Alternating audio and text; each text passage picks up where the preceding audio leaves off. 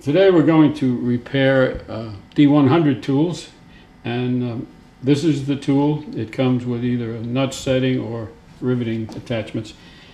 But generally one of the problems that occurs is leaking of the reservoir, which could be caused by someone throwing the tool down or a leaking seal. Other than that, the main problems are abuse. But in any case, we'll begin by disassembling the tool. The nose tube, of course, should be hand tight and come off with ease. The master shaft should be hand tight and come off with ease. Now, in order to remove what is called the three-part assembly, we will have to take two C-clips off the pivot pin, and then the whole assembly will drop out.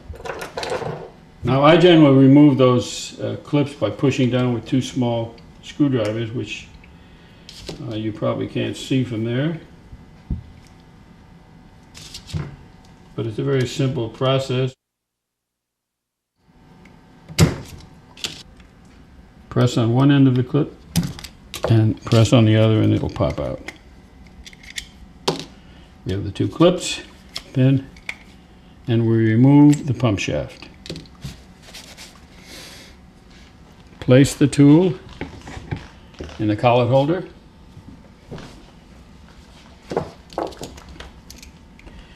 And in order to remove it, we use a torque wrench and a 3/8 shaft.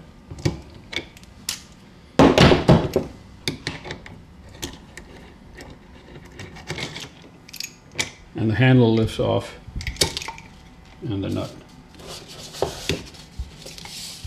Now, in order to remove it, we have to remove the depressing pin.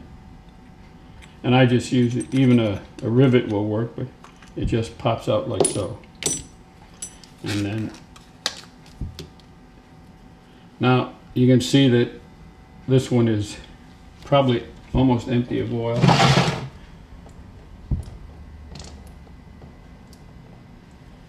And we'll have to remove the old reservoir and replace it with a new, which in this case is the only problem. We remove the old ring and the old reservoir.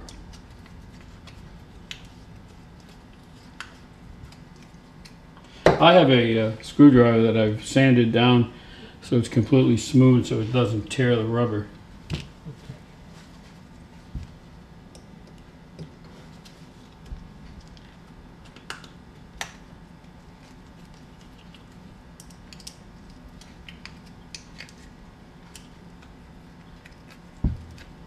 And now we just remove the old and throw it away. Now, one thing I usually check for is I run my finger along this edge to see if there's any burrs. There's a little one there, so we will just file it off. That way when we put the new reservoir on, it won't get scratched.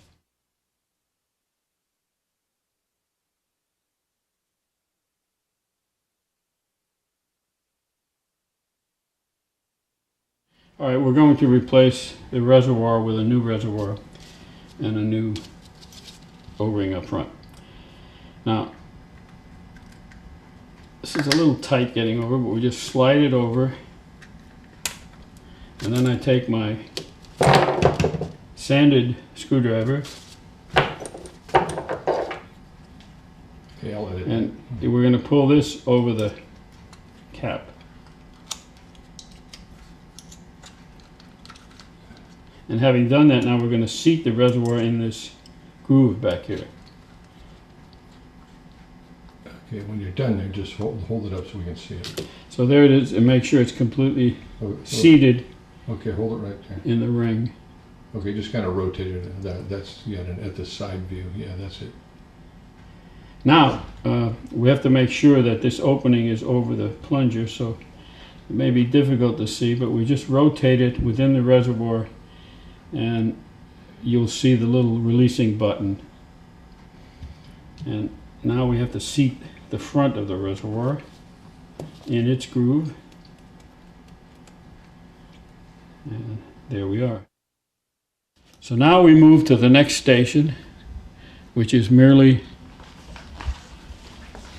a holder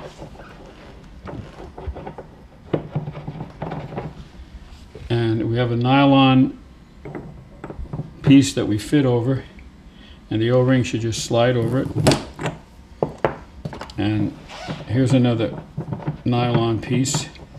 Now we're going to use this to seat the O-ring in its groove, working our way around. And the way you know it's seated is you should see a black line, which of course is the rubber all the way around. It may be difficult to see, but it's there. We double check to see that the everything is seated properly over the hole, and it is, and so we're ready to go. We replace the bushing in the back, which is just a loose fitting, but it has to be in there.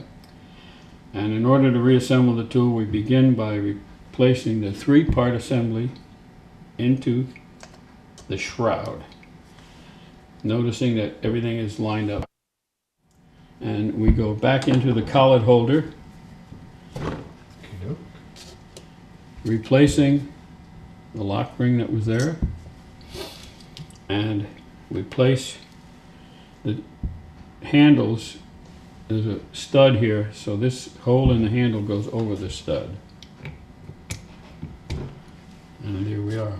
Now, the nut has to be replaced and tightened. And this was the tool we used to remove it.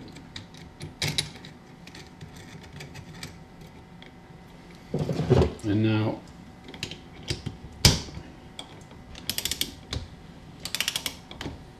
we must hold the handle here so it doesn't turn and get out of alignment with the hole.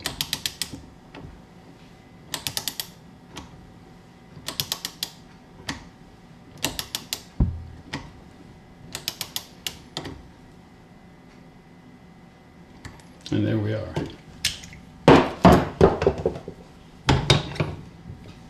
The next step would be to replace the pump shaft. And it is placed in with the slot facing forward. And we bring the handles closed and replace the shaft. Now the shaft is sitting there, but we have to replace those two little lock rings that we took off. We take the C-clip, seat it, and then push it into its slot. And it's probably difficult to see, but it's now... Just hold it there, I can see it. That one is completely seated. Yeah. Now the other side, we have to line up the groove.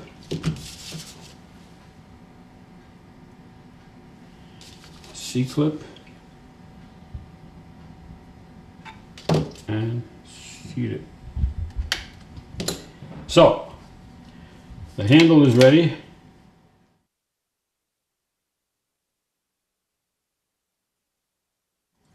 And our next step will be to fill and bleed. And to do that, we must reassemble the front end parts. Spring, master shaft,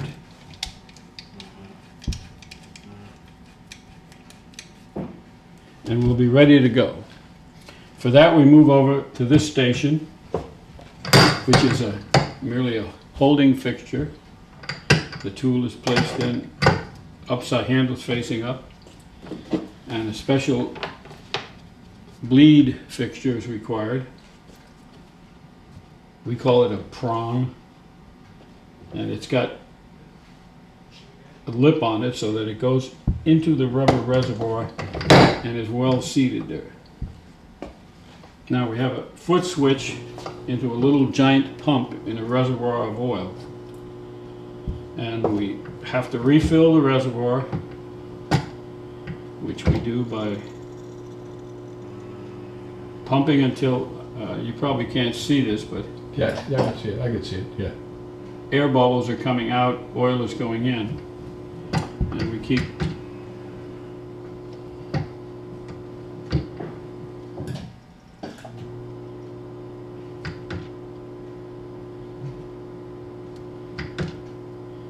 now we begin to pump the handles.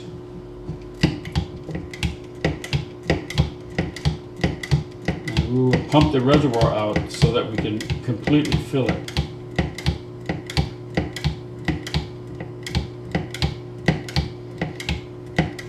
Now I've got my foot on the pedal and I'm continuing to pump oil, and now I've got the reservoir out about halfway, and now I squeeze it and you'll see hopefully bubbles coming out. And that's a fast way to get a lot of air out, is just by squeezing the reservoir while we've got the oil pumping. Oh, it's always good to tilt it a few times.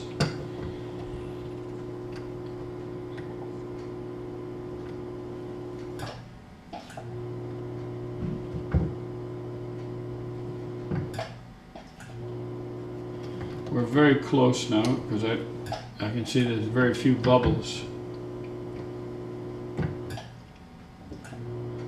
Yes, now there's no more bubbles coming out, so I will close the handles and press down on the prong, and the tool is in the release position. But again, I'll run the pump to see if any air bubbles were dislodged, and there were a few.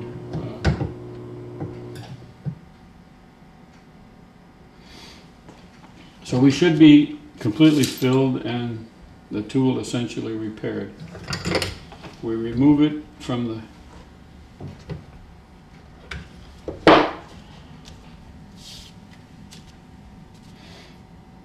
and now we have to replace the releasing button. I just noticed that this releasing button has been scarred, so I do not want to use it. I will get a new one. Now, the releasing button has a lip on it, so it gets underneath the rubber, and it goes in by me setting it on one side and pushing on the opposite side. And it is in.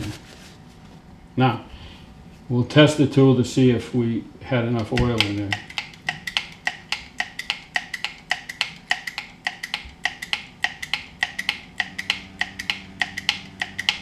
So it takes 15 pumps to completely reach the end. And the true test is if it works upside down.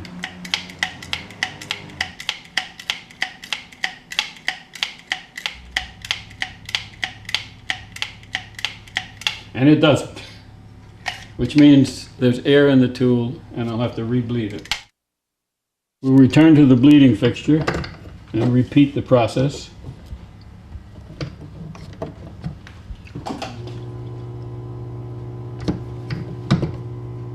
And we can see there are some air bubbles.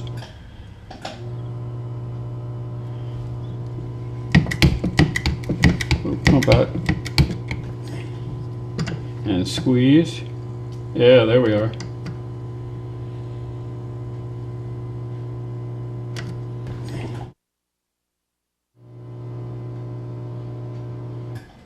Okay, that should have it. We'll try it again. Release it. Take our foot off the and just check it to see if there's any residual air. It appears to be good. So we'll try again. Remove from the fixture.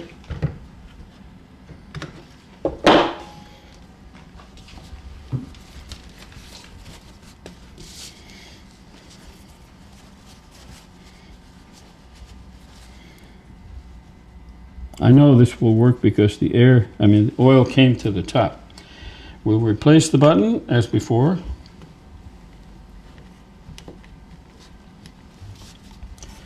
And the test.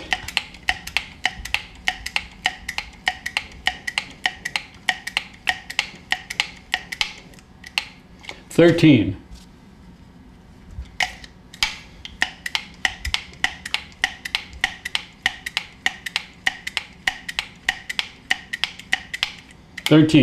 So the tool has no air in it and it should work fine. We clean it up.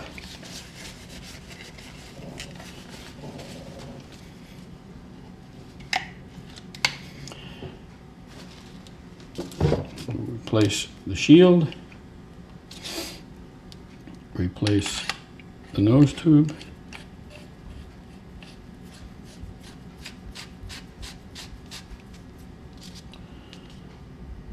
The turn nut, if it's a nut setting operation. And again, the turn nut must always be with the hollow side out.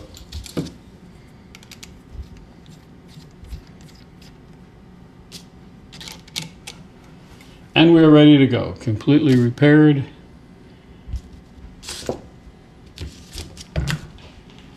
And good for many, many operations.